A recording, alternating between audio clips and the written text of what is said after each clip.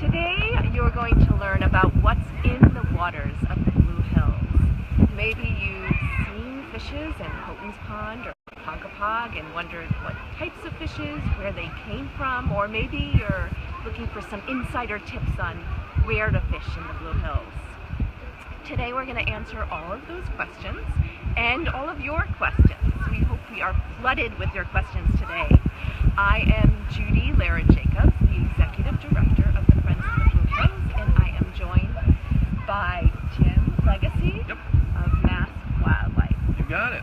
And right, before we jump in, we would love to know whether you have fished in the Blue Hills. So just a quick yes or no comment below, that would be great. Just let us know. So, as I said, that's good. We are joined by an expert who's going to be speaking up to us about fishing in the Blue Hills. So, hi Jim, thanks for talking to us. You are welcome, Judy. And you want to get started just by giving us a sense of why you became interested in this field? And sure, absolutely. Well, I started doing what these folks are doing when I was 9 years old. I started fishing. So fishing was my gateway activity to the outdoors, and that's why we do this program with Mass Wildlife. Your state Fish and Wildlife Agency wants people to care about the outdoors, gain an appreciation for it. Fishing is one easy way to do it. Low-hanging fruit, gateway activity. So I started when I was 9. My dad didn't fish, camp, any of that, so my friends got me into it. My dad hunted a little, so he got me into hunting. I started camping and doing all things in the outdoors, and decided to try and make a career out of it, and was lucky enough to do so. Didn't think I'd be coordinating a statewide fishing program, but I am. So it's worked out great, and it's everything comes around in a circle, and it's been a blast for 22 years now with Mass Wildlife. Wow, this program. That's great. Yep. So why don't we start out with some basics? Where is there fishing in the Blue Hills? So right here, lovely Houghton's Pond, #1. We've done a zillion programs here. Ponkapog Pond's another choice in the Blue Hills, and the Blue Hills Reservoir. Of the three, I'm familiar with Ponkapog and Houghton's specifically because we've done many programs with those two over the years. Great. And what type of fish would you find? Standard warm water fare as much as anything. So like bluegill, pumpkin seed, largemouth bass, yellow perch, chain pickerel, white perch, and also stock trout. We stock Houghton's Pond specifically in the spring with probably 500-600 trout.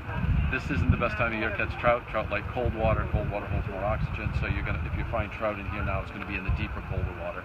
So we're fishing along the shore primarily today, so we're likely to get the warm water species. Great. Yep. And what types of fishing is there? Like I see fly fishing, but that's tools of the trade. So all manner. Today we're doing spin fishing, so beginner level, push button, spin casting rod and reels, but you can do that. Spinning, bait casting, which is a different type of rod and reel, and then fly fishing. So you can do all kinds. You can even take big saltwater gear, gives you the ability to cast further. That you don't feel the fish as much because the gear is so heavy, but you can use whatever you're comfortable with. Great. Yep. And let's just check to see there's questions.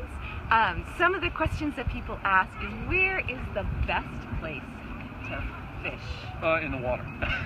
No, so the best places to fish are where there's structure. So fish like structure. They like houses just like we do. So they like overhanging trees, basically shade lines. So plants, rocks, places that would give them cover to either hide from predators or hide away from prey, so they can attack predators, or they can come out and feed on prey fish. So just like us, we have habitat, we have our houses, they have their houses within the pond. So look for structure. That's interesting. And you mentioned that waters are stocked with fish. We do. Yep. Why would that be? Why do we stock fish? Well, we could get into a real long litany on that, but basically we stock it for recreational opportunities. We stock about 500,000 fish in a lot of our inland freshwater lakes, ponds, reservoirs, streams, and rivers. And it's mostly to get people outside, give them a reason to be outside and fishing. If we didn't stock, there'd be very few fish. When the glaciers receded some 10,000 years ago, we were pretty much bereft of game fish. So when we became an agency 100 plus years ago, as part of it, we asked for a fishing license. So that we feel we have to give people an opportunity to get outside and enjoy that.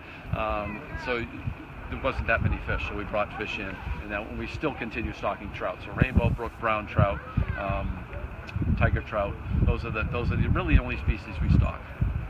That's great. And what tips would you give to somebody who is just starting to out it? interested in learning to fish? I'd say come to one of our events first, one of the events of the Angler Education Program.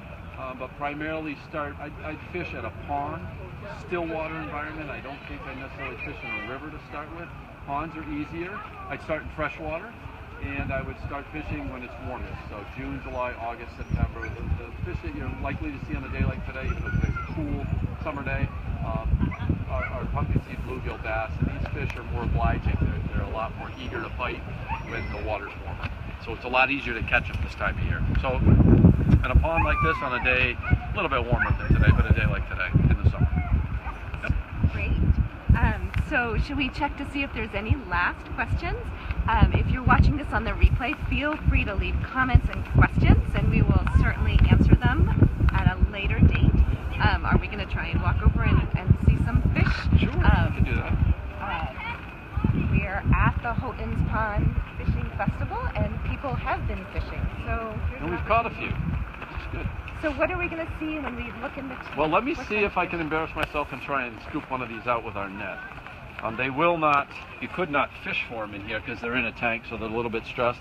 So what we like to do is when kids catch a fish or anyone catches a fish, put them in a display tank so all can see. But once they're in the tank, they're a little bit difficult to catch. But we'll give it a try. They kind of make fools of us here. Let's see if we can scoop one up. There we go. So we got a couple of them. So these are our standard warm water fare we talked about. So this is a really pretty native sunfish in the sunfish family. It's called a pumpkin seed. So you can see the teal vermiculations, the little orange dot on the back of the gills. They're very spiny fish. They're spiny rage fish, so we give instruction on how to handle them, but they're really pretty native sunfish. So we've caught a lot of those in here. It's hard to see in this murkier water, and we've also got in the net a couple of their smaller cousins. And I say smaller because these individuals happen to be a little bit smaller. These are bluegills, which aren't as pretty, but they're also another sunfish species that are prolific throughout the state. And they get a lot bigger. They can get literally as big as that. So these are a little bit smaller ones, and another smaller one in the net here.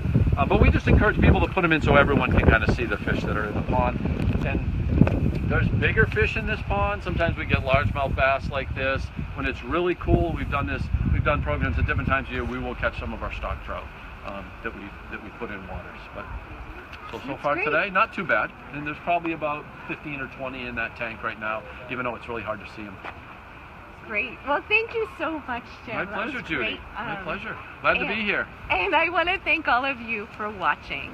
And if you want to learn more about the Blue Hills Reservation, I encourage you to download a free guide at friendsofthebluehills.org/guide. And often people know really well one piece of the Blue Hills, but the Blue Hills is really big, over 7,000 acres and over 100 miles of trails. So I encourage you to start exploring by getting the guide first, friendsofthebluehills.org/guide.